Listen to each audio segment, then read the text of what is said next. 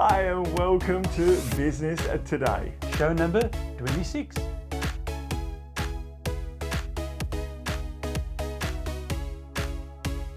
Last week, John Hughes talked about risk. Andrew is on branding. Helia, using your name as your brand. And Annemaria, what you focus on.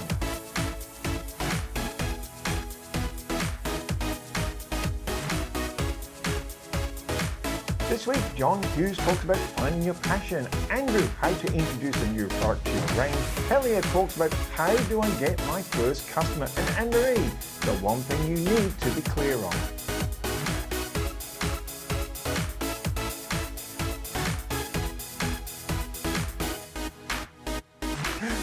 Hi and welcome to Business Today TV. Here we have lots of fun in the studio. What a great show we've got this week, Gerard. Like every week, there's so much information and so much you can take and implement in your business immediately.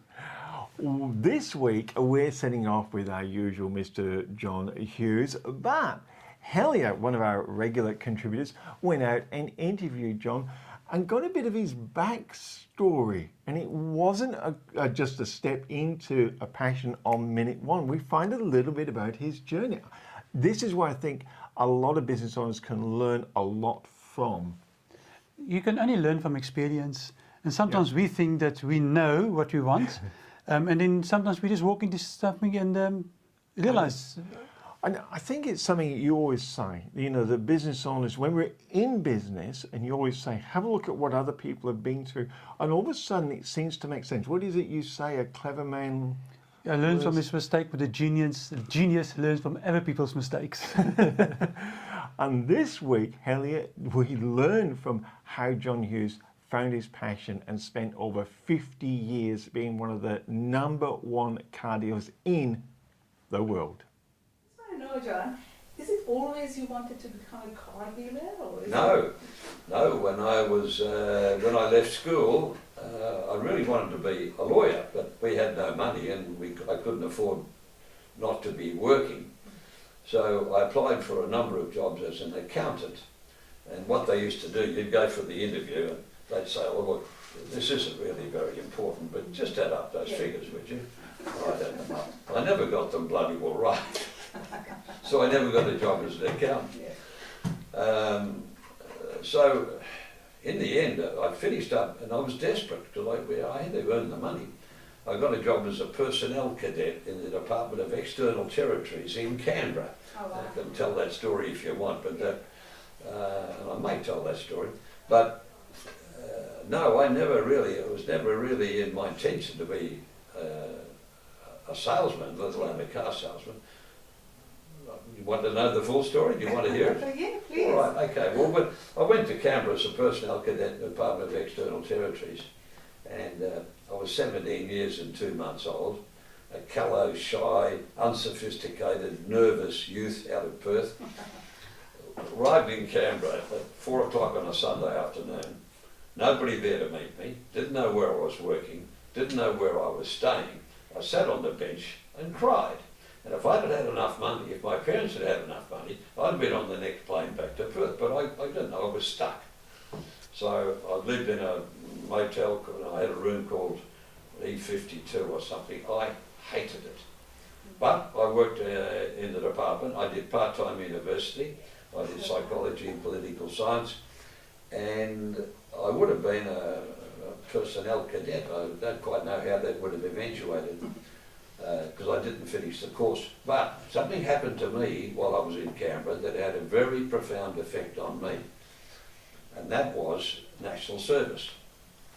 And they didn't quite know where to put me because I was a boy from Perth living in Canberra. Where did I go? They sent me to a place called Puckapunya, which is just outside of Melbourne, to do national service for 3 months. So I went in January and I came out 3 months later as a man. Now, I went to school at Christian Brothers College in Fremantle, and I got disciplined there.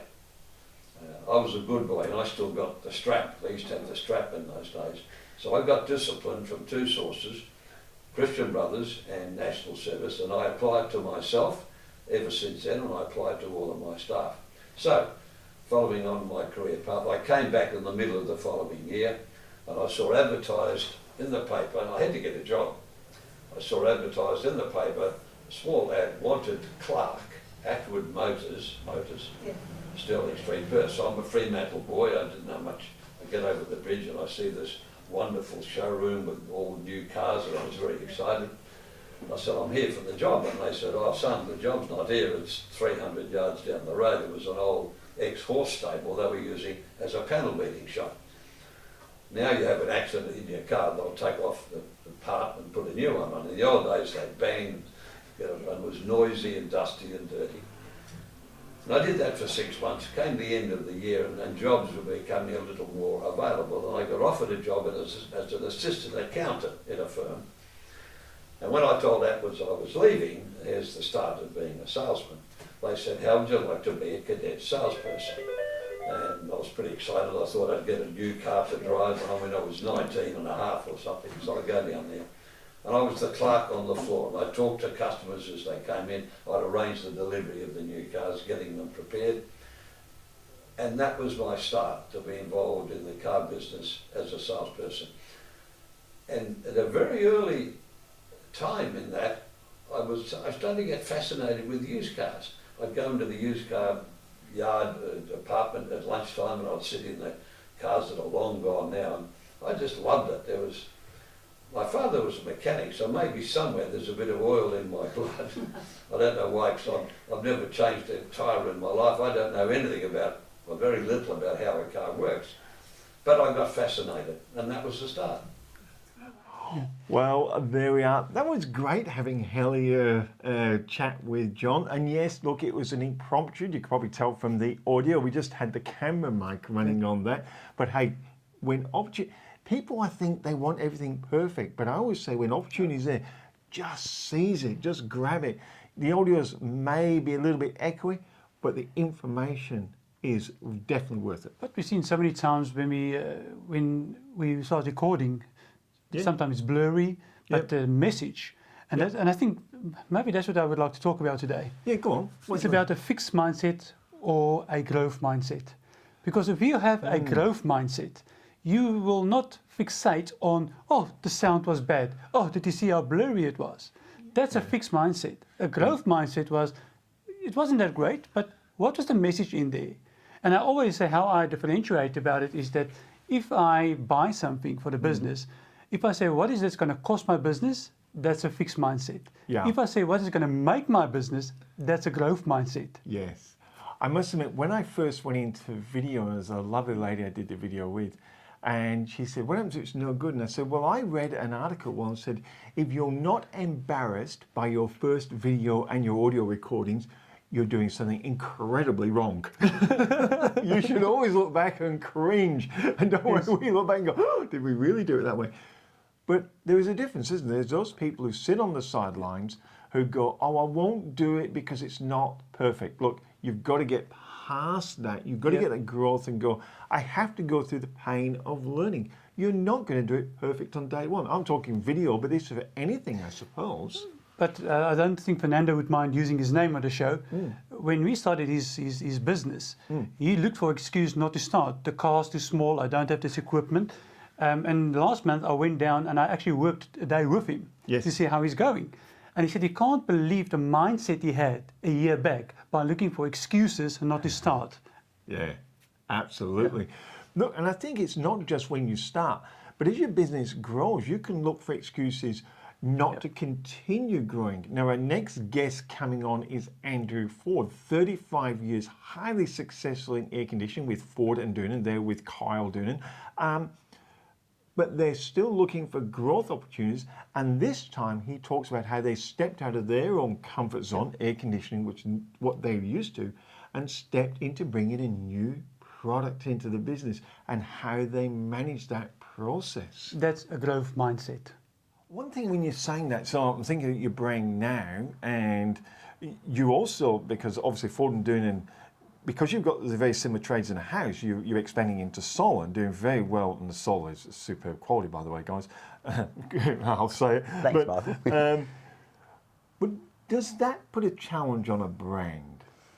And how do you know, someone's looking going, yeah, but the reason I'm changing because I want a new product. Well, check 35 years and all of a sudden you've got not another brand of air conditioning. You've actually got I know they work together, but they... Yeah, and again, we took it back to... So I almost didn't answer your previous question about a style guide. Yes. So after the agency finished with it, then we took it to like a graphic designer who created the style guide. So I get that consistency question you fonts, point. the colours. The colours, the spacing and everything is and quite it's very critical. powerful, Yeah, I think. it is. As opposed to, and a lot of people think, oh, it doesn't matter if I change the spacing a little bit. That's better suits the t-shirt that's going on or whatever. I think that's when it starts to lose its. Yeah, we won't get that past Christian. No, exactly. But back to your last point about the solar. Yes. So we took it to our graphic designer, and he retained the essence of the logo with the 4 squares. Yeah. But then put in different parts, different meanings to those 4 squares to do with the sun and the sun's rays and that sort of thing.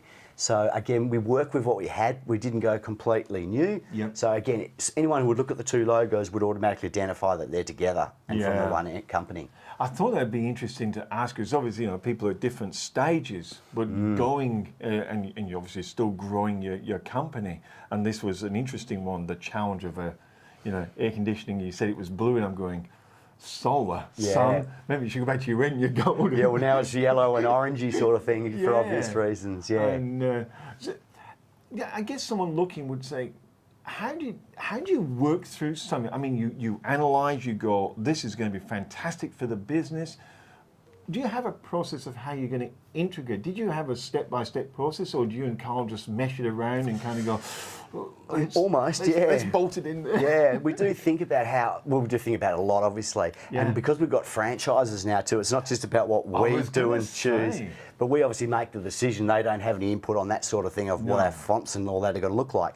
But we do have to think about how it's going to integrate not just in our business, but into their own, and how the public's going to perceive the 2 brands. Yeah. And obviously there's a good synergy between solar and air conditioning. Yeah. But if you're looking to add a completely different product line without any association to your core business, that's when there's probably a bit more caution, but B, you can probably have a bit more liberty with the change of logo and to be a bit more different. One thing I did pick up on there before, I've got another question for you on this, but before, one thing I did pick up, that entrepreneurial spirit is still there. It's like people with a purpose find reasons to do things, and people who don't have a purpose find all the excuses. Yeah, too true. And you and Carl always seem to have a purpose. It seems to be you find the purpose first, and then find all the reasons to back up why you should do it. Yeah, often that's the case, Michael. I think personally, I just love a challenge, and when you're doing the same thing, it can get a little bit monotonous. But by bringing in a new product or a new brand into your stable,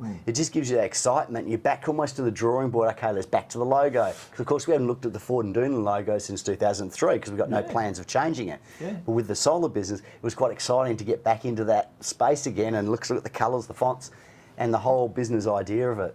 Now, this would be an interesting question coming in. We get a lot of questions come in, like people saying, well, how do I get my first customer, And I'm thinking, oh, here we are, air conditioning, not a problem, regular customers. Then you're going, now we do solar. And people say, oh, well, that's easy because they trust you. But no, they must be looking and saying, well, what makes you good in, why should I trust you in solar? How did you go about then getting the first customer? Do you find the customer first and say, now we'll do it? Or do you do it and then find the customer? Yeah. How do you get that confidence across that you can transition the two? Your expertise in that space too, That's a good question. So I guess we were getting customers asking us, do you do solar? So that was probably a really good indication, and we were looking for more revenue, more growth. So this was such a logical bolt-on, although I resisted it for a couple of years because I knew the solar space was just as competitive as the air conditioning, and there's some very good, slick and big companies in it. Yeah, there are. So we knew we were coming into an area that at first I thought was a mistake, like let's go and find some fresh markets as opposed to one that's already quite mature. But then we realised the synergy was there, people are asking for it, let's just do it, so we gave it the green light. So our first customer was really, and what we also found, and it's proved to be true, is there's a lot of confusion in the solar because there's so many solar brands, solar this, solar that, and they tend to rise and then they fall too quickly. And I think a lot of consumers would be going, well, I can't remember who I just heard in the TV because it's always solar, solar, solar, somebody. Yes. I won't put any names to that either. No. So, No. And this has panned out to be true, is that people just, the trust of our brand have been 35 years, and they're confused with the other solar players in the market, and they just know and they can trust the Ford and Doonan brand. So, and that has played out exactly as we hoped it had. Well, there you go. Andrew, there he is. He's got his branding, he's got all his colours, he goes air conditioning, solar, and worked it into the business. I think it's what you said. He definitely has a growth mindset, even after 35 years, him and Carl having such great success. And that's the whole thing about innovation in your business, is always look for that opportunity for what, even if you don't have a new idea, but that's what we have now. How can we make that better? That's about innovation. Absolutely, absolutely. Now, there is one thing when innovation comes along, how can you implement it? And it's a great segue to your 60-second question of the week. So basically, we asked our guest their opinion on a B-grade plan executed with enthusiasm. Why is it better than a perfect A-grade plan? I think that one's a definite yes. Enthusiasm counts for everything, and the amount of business plans and ideas I've heard, business plans that are beautifully written and fluffy as hell, but no context, versus an average plan, but that person runs it like hell and works his ass off to get there, is going to win every time. My opinion on a B-grade plan executed with enthusiasm, or an A-grade plan executed without enthusiasm. So when I hear an A-grade plan executed without enthusiasm, what immediately comes up for me is a Porsche standing in your garage, but without any fuel in it. You're not going anywhere.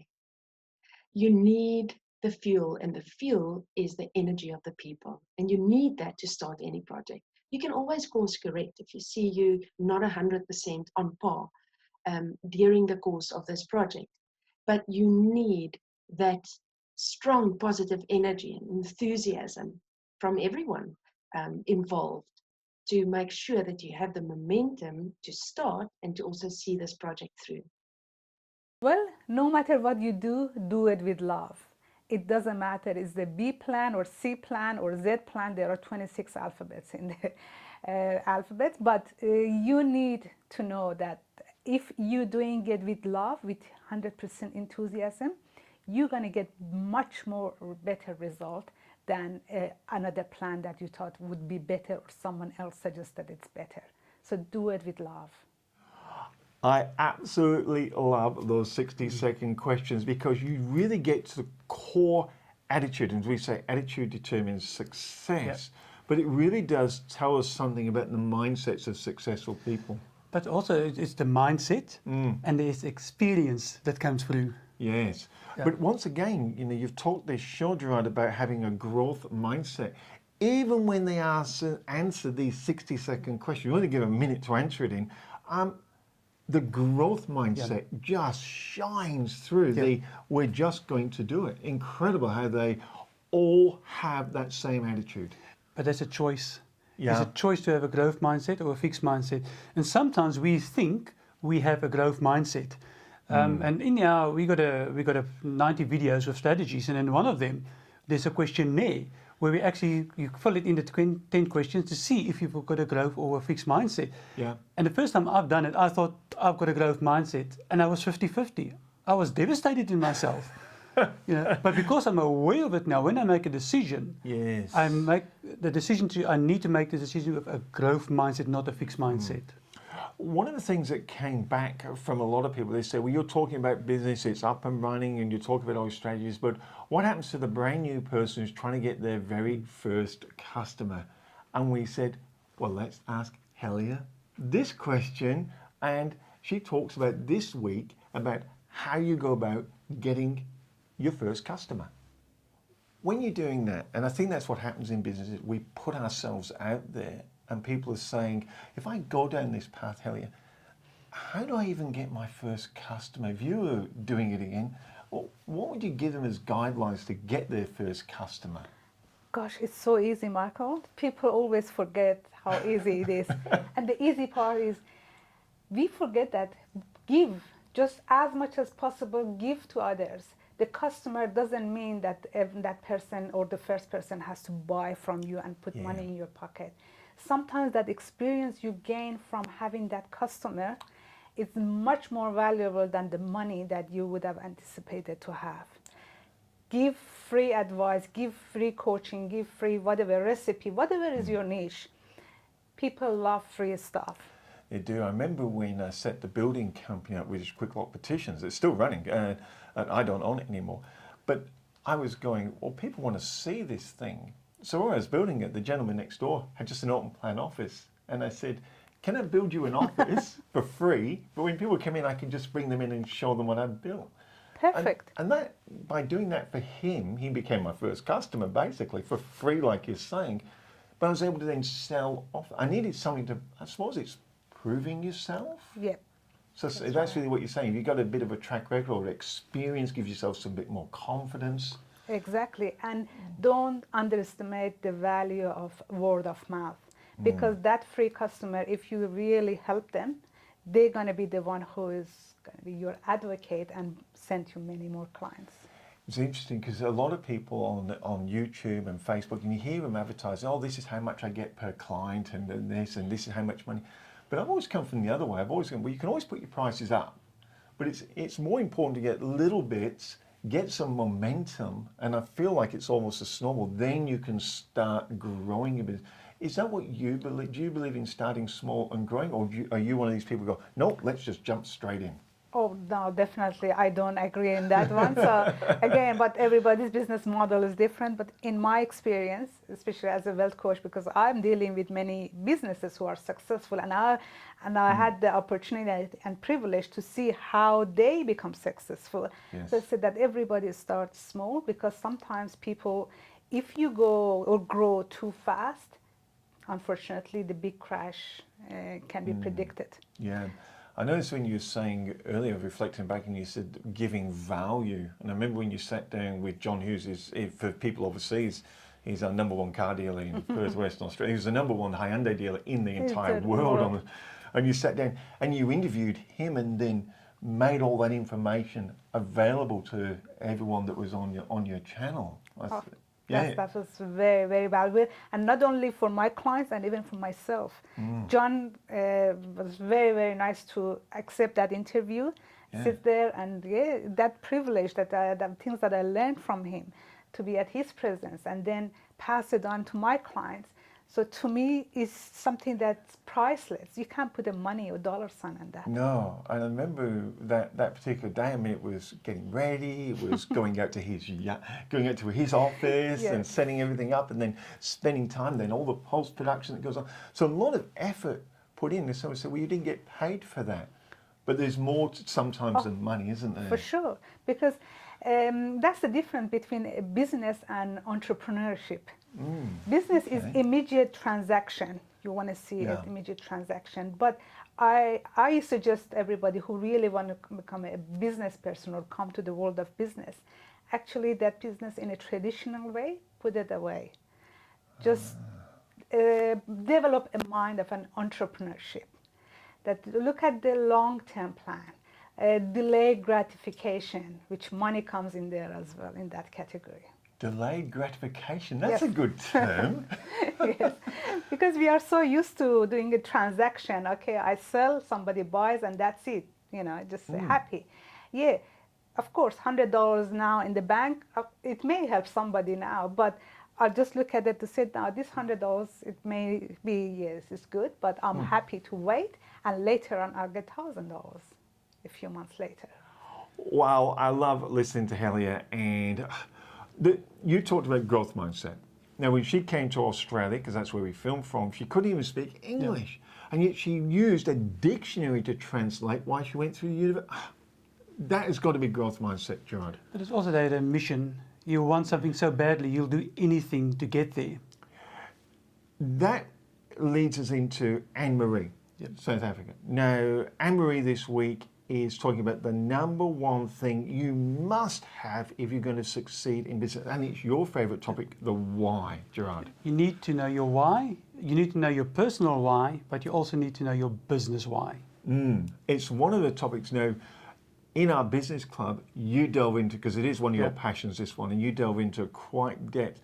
And what amazed me was when I understood it from your point of view, the power it gave you to push past the difficulties. It also is when you know your why, and something comes up, is quickly to say, this doesn't fit my why. I'm not even going to spend energy on this project. But if it fits your why, you'll put the energy into it. So this helps you not to follow those bling, you know, all these little ideas and you don't do anything. Your why helps you to keep focused.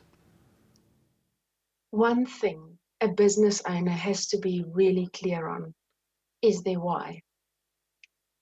As a business coach, I have so many conversations with business owners that are not clear on this. On some level, they might know what inspires them or what's important to them, what their purpose are, but not always able to verbalize their why or their purpose.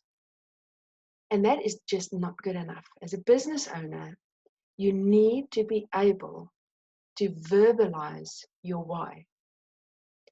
And the reason for this is your why becomes your northern star, and it gives you a very clear direction. Your why navigates your strategy, and in other words, your goals and also your actions. And as soon as you have a clear direction, what happens in the brain are two things. You activate the reticular activating system. In other words, in your brain, you start noticing things that will bring you closer to your why.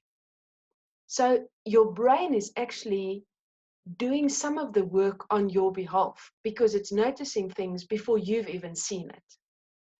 Secondly, having a clear direction will give you clarity and it will give you certainty. You don't have to spend a lot of neural energy on what am I doing, why am I doing it, what I should be prioritizing, what should I keep myself busy with. You have the clarity and your stage is open enough and available enough so that you can focus on things that really matter.